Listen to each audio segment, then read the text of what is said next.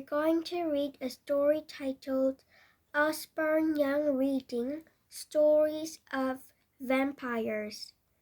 Let's read together. Let's start.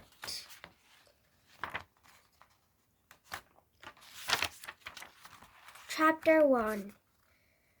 Cecily's Diary, England, 8020. This diary belongs to Cecily Brownswood. Saturday. I can hardly wait. Tonight is my very first ball. But last night did I dream of waltz, ball gowns, and glittering chandeliers? Oh no, my dreams were far less pleasant. I dreamed that my window was opened, and the wind was howling through. A low voice whispered, "Let me in, Cecily. Invite me in." I heard myself say, "Come in," and a dark shape flew in through the window, like a black sheet flapping in the wind. A moment later, a tall man in a long black cloak was in my room. His hair was jet black, and his face was very white.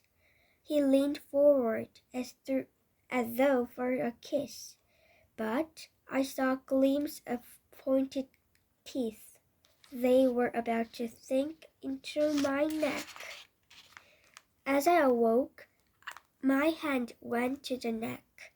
Of course, there was nothing there, but I've never had such a vivid dream. Saturday night. My sisters, my parents, and I crammed into the coach, headed for the ball. But I wasn't very cheerful, as my new bodice was laced up so tight that breathing was a challenge. I wondered how on earth I was going to dance in my stuffed dress, and if there'd be anyone worth dancing with. I doubted it. Not in boring old little Gideon. I wish I lived somewhere more exciting, where I'd meet dashing officers or brave sailors or darling explorers, and be whisked away to exotic, faraway places. The young gentlemen around here are about as exciting as cold toast. But perhaps my luck was changing. "I hear that someone's taking Grange Manor," said my middle sister, Charlotte, to my elder sister, Lizzie. "Apparently, he's a handsome young gentleman, though I've not seen him yet myself." My heart began to beat a little faster at the mention of this mysterious person. When we arrived at the dance, the party was already in full swing. A small band was playing a jauntily tune, and on one side of the room there was a large table, groaning with food and drink. I was starving, so I started off in the direction of the refreshment. Suddenly, among the dancing couples and milling guests, I saw a face I recognized, and I could not help it. I let out a loud, unladylike gasp. It was the pale stranger from my dream. The next second, he was beside me. "May I have the pleasure of this dance?" I stared at him, unable to speak. He smiled and offered his hand to me, gazing into my eyes. Feeling dazed, I took his hand in mine. It was deathly cold. I soon discovered he was an excellent dancer. I used to taking that lesson with boys who think it funny to step on your toes. But we seemed to glide around the room, almost floating. "Who are you?" I asked, partly because I wanted to know, but also. So he'd open his mouth and I could look at his teeth. He didn't reply, but instead wheeled me faster and faster around the dance floor until I was panting for air. I didn't seem to breathe faster. In fact, I couldn't hear him breathing at all. As the song ended, my partner bowed and seemed to melt away into the crowd. Sunday. The ball seems like just another dream today. I went to church as normal, took a walk in the fields, rode on pebbles, and took tea with my sisters at our cousin's house nearby. But everywhere I went, I looked for the pale young man. If he lives at the manor, surely I'll see him soon. Wednesday, no sign of him anywhere, in town or out of it. Perhaps he'll be at Friday's ball? Friday night. As I arrived at the ball, I saw him immediately. My pale young man was waiting for me on the dance floor. I felt drawn towards him, like a wind-up toy, unable to control my own feet. "You came back to me, my love," he said, as if it were the most normal way in the world to open a conversation. He took my hand and twirled me around the room. I was as though I were in trance. As the tune finished, I couldn't say whether it lasted minutes or hours. My partner looked at me with his deep, dark eyes. "Come into the garden," he said. I tried to clear my hand. It felt as though part of me, the sensible part, was asleep. "Only if you tell me who you are," I managed to say. "Please tell me." "Come," he said, "and I'll show you." A moment later, we were on the moonlit terrace beyond the ballroom. The man's straight, beautiful face was close to mine. His straight, beautiful pale face that I had never seen in daylight, with its sharp teeth, and his chest that never rose and fell to breathe. The music indoors stopped abruptly, and I was suddenly very awake. The thought that had been bubbling under the surface rose up, and my heart jumped in fear as I realized. "You're a vampire!" His face stretched into a snarl like an animal no longer handsome. With a terrible hiss, he lunged at me. I ducked and ran as fast as I had ever run. Safe inside the crowded ballroom, I turned. The vampire was nowhere to be seen. I took a seat to the buffet and watched and waited. To calm myself, I took a plate of food and began to pick at it. Just then, I heard a voice at my elbow. "You can't escape so easily, my love." The vampire was standing beside me. I jerked my feet, spilling my plate of rich, garlicky French stew everywhere. To my surprise, the vampire leaped back. "Garlic!" he hissed, then turned and fled. As I stared after him, I had an idea. There were wild garlic flowers growing near to my house. As soon as I get home,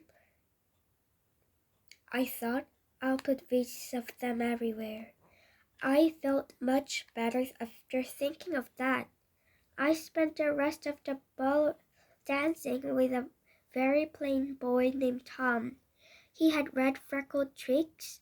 He breathed noisily through his mouth, and he stepped on my feet too.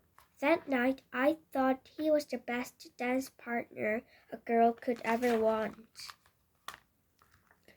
Chapter 2. A Vampire in the Village. Transylvania, 1898. The moon shone on the empty village square. Most villagers were tucked up in bed, but 16-year-old Clara was wide awake.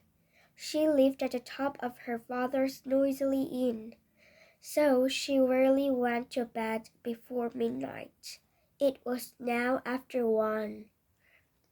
As the muffled singing rose up through the floor, Clara gazed out of the window. A shadowy figure in a black cloak was creeping across the square. He looked like a man, but not like any man she'd ever seen. His skin was white as ivory. His eyes flashed green in the dark, and his lips were stained a ruby red. The figure was surely moving faster than any human being could. Then all of a sudden, he was gone. It must be a trick of the light, Clara thought, but as she got into bed, her mind kept whirling. Could it be a vampire? Don't be silly, she told herself. Vampires are just an old wives' tale. As a young girl, she'd listened eagerly as the old woman of the village told tales of these creatures, and she found herself remembering snatches as she tried to sleep. They're monsters who look like handsome men and beautiful women. They drink human blood by night. They have no reflections. A vampire leaves only 2 tiny wounds in his victim's neck. Eventually, after much tossing and turning, Clara fell asleep. The next thing she knew, it was morning and someone was shouting, "Dead! It's old Mr. Gaga. He's dead!" In a panic, Clara dressed as quickly as she could and ran downstairs, her skirts flying out behind her. The whole village was pouring out into the square. Clara rushed to where the village policeman was standing beside the lifeless body of Mr. Gaga. As Clara leaned closer, she saw 2 tiny puncture wounds on the old man's wrinkled neck. She shivered. "Be off with you, Clara," said the policeman. "This is no place for you." Clara scurried away. What would she do?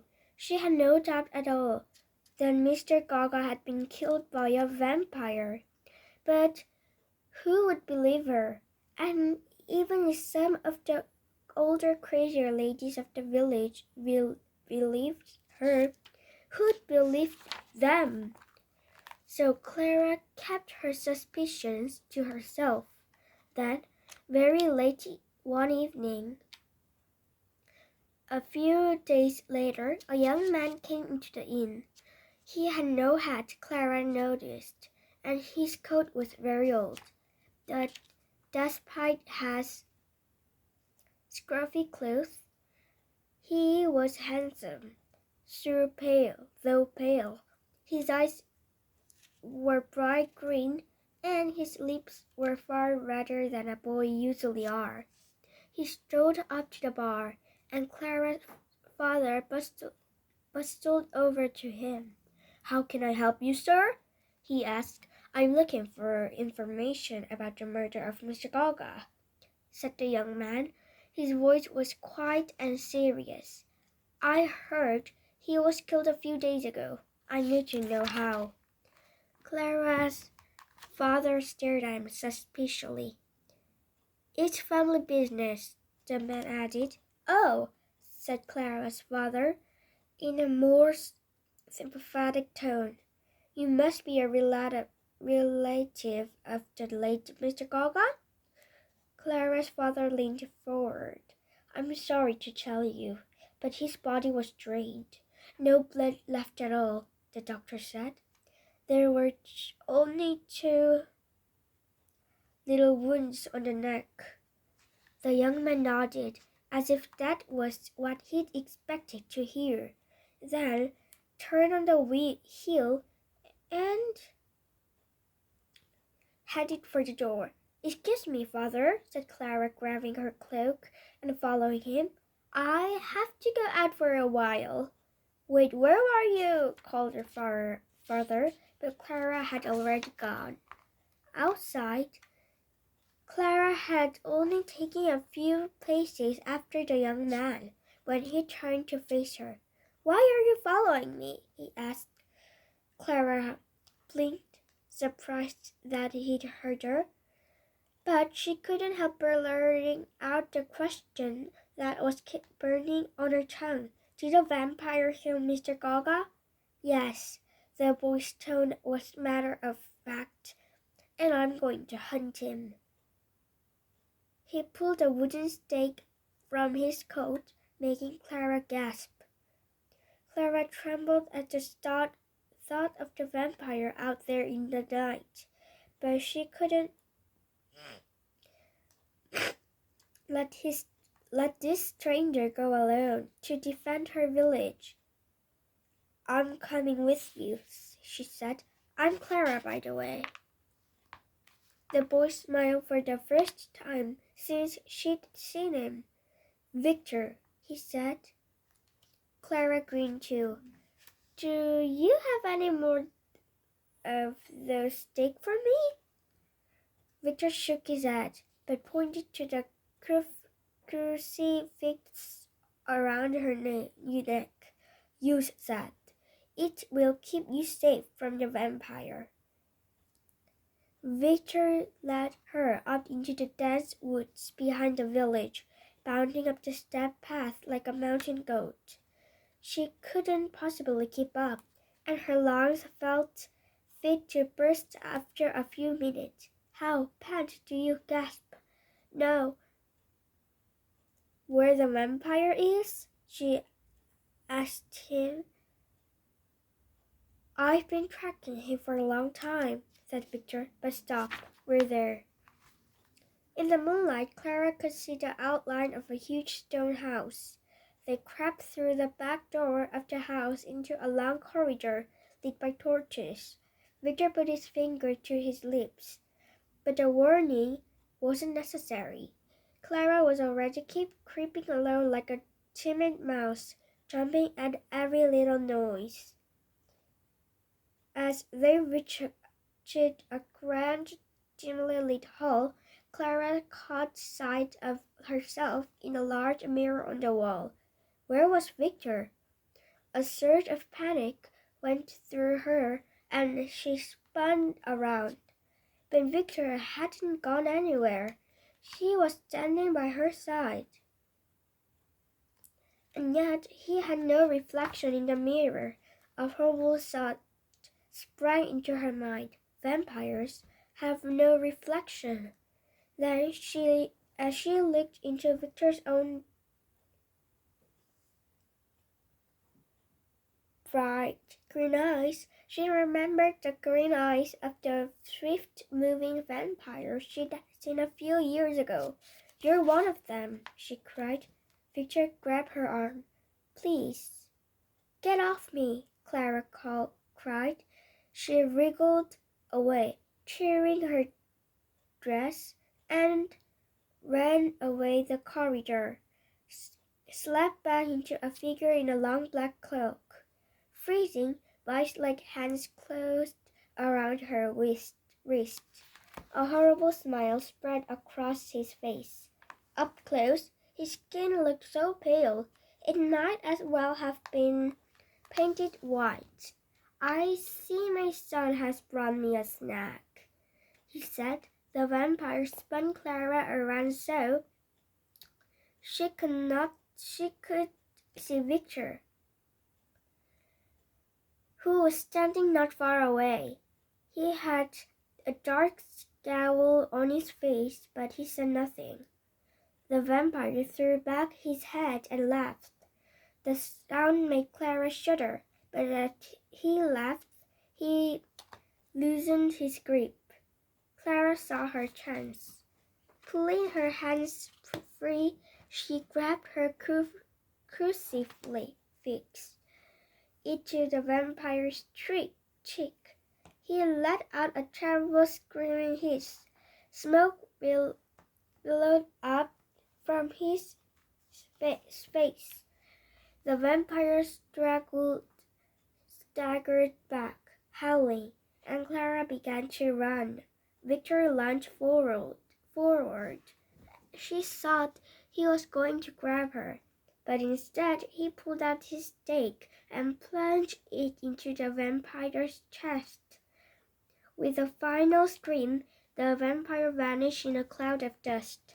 Clara stared at Victor. I don't understand. Why did you do that? He's your father. You're a vampire. Victor shook his head. Not quite, he said. My father was. He looked at the pile of dust a little sadly. But my mother was human. I am what is known as the vampire. I take after my father in some ways, he said. The reflection, my strength. But you didn't inherit his taste in food, said Clara cautiously. Victor smiled for a second time. The night. No, he said. They strolled out into pale morning light, arm in arm, silent for a moment. Then Clara asked, What's next? I'll continue my hunt. These mountains are crawling with vampires, said Victor. He paused. Perhaps you'll join me? Perhaps I will, said Clara, as they walked together down the mountainside. Clara felt excitement freezing inside. Of course, she'd join him. There was only one thing still troubling her. How on earth, she wondered, am I going to explain this to my father? This place is a vampire paradise. Excuse me? Chapter 3, The Hunters, Iceland. Now, this is James Kim. The teacher patted James' shoulder. Shall we welcome him to Dalvik High School, everyone? Hi, James, mumbled the student. Here we go again, James thought. Another month, another school. His dad job meant they were always moving. James was 14 years old and well built for his age. Most people assumed he played a lot of sport. In fact, his only exercise was helping his dad at work. But since his dad, Mr. Kim, was a vampire hunter, this meant James spent most evenings running, jumping, ducking, and wielding a wooden stake or a crossbow. James glanced out of the window as the teacher waffled on through her, "Be nice to the new pupil" speech. Although it was the early afternoon, it was already pitch dark. This place is a vampire paradise, James thought grimly. At this time of the year, it's dark almost all the time. James looked around the class. Do any of them know out there? He suspected that they didn't. Hardly anyone in the world knew about vampires. James often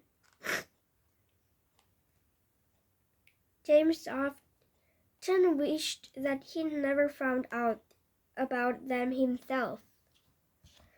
Long ago, James and his family were attacked by vampires. He and his father got away unharmed. His mother didn't get away at all. Ever since then, his father had devoted his life to killing these monsters. As soon as he was old enough, James joined him. Dalvik was their latest stop. Mr. Kim had read about some mysterious disappearance there and was sure that vampires were responsible. They'd moved from New York to Dalvik within a week. As James was being introduced to his new classmates, he knew his father was searching for vampire layers. The plan was that James and Mr. Kim would observe the creature's movement and habit for a while, then ambush them. But you need an education too, his dad had insisted, so here he was. As the teacher finished her speech, she ushered James to the only empty chair, beside a pretty girl with pale fair hair. She smiled as she sat down. "I'm Lara," she whispered. James nodded hello, feeling awkward. He could fire a crossbow with pinpoint accuracy, but when it came to talking to girls, he was at a loss. Luckily, Laura was chatty. "You're American, right? So it's a good thing it's English class first. That will be easy for you. You sound fluent yourself," said James. Laura shrugged. "I've been learning it for ages. Feel like centuries." James made an effort to listen to the teacher for a while. The student kept asking question in Icelandic, so she gave up speaking English and James' mind drifted. "I wonder where that is." "He probably underground somewhere." Mr. Kim would be searching all the sunless places in the area, from crypts and caves to cellars. As the lesson ended, the class surged out and James found himself standing next to Laura. Her eyes glanced at his throat and she staggered back, as if she'd been stung. Then she turned and ran. James' hand went to his neck, and his finger closed around the crucifix he wore for protection. It didn't take a genius to guess what his new friend really was. He reached into his bag, pulling out one of the stakes he always carried with him, then tore off after Lara. When the corridor and out into the dark, snowy playground, he could see Laura standing just a short distance away in the snow. She was shivering and shaking and looked very weak. But that could be a trick. "I don't get it," said James. "Why does just looking at a cross make you tremble? I've never seen a vampire do that before." Laura looked wistful. "Hundreds of years ago, when I was your age, I was turned into a vampire, but I always craved the company of humans, so I kept coming to school, and I never want to hurt anyone, so I only drink animal blood. Never human. That's why I'm so weak." But she broke off, clearly hearing something that James couldn't. He turned to see three figures heading towards them. A slower figure was behind them chasing. It was James' father. Everything seemed to happen at once. There were shouts and hisses and snarls at the sound of a crossbow being drawn back. One of the vampires leaped at James, snarling and baring his fangs. But James' dad had trained him well. He kept calm and raised his stake. The vampire threw itself at him, not noticing the weapon, and disappeared into dust. "Help! Please stop! I'm on your side!" James turned in the direction of the voice, Laura's voice, to see his father raise his crossbow and point it at Laura. Very sad. But today I will finish in this page, and next time I will continue. See you next time. Bye.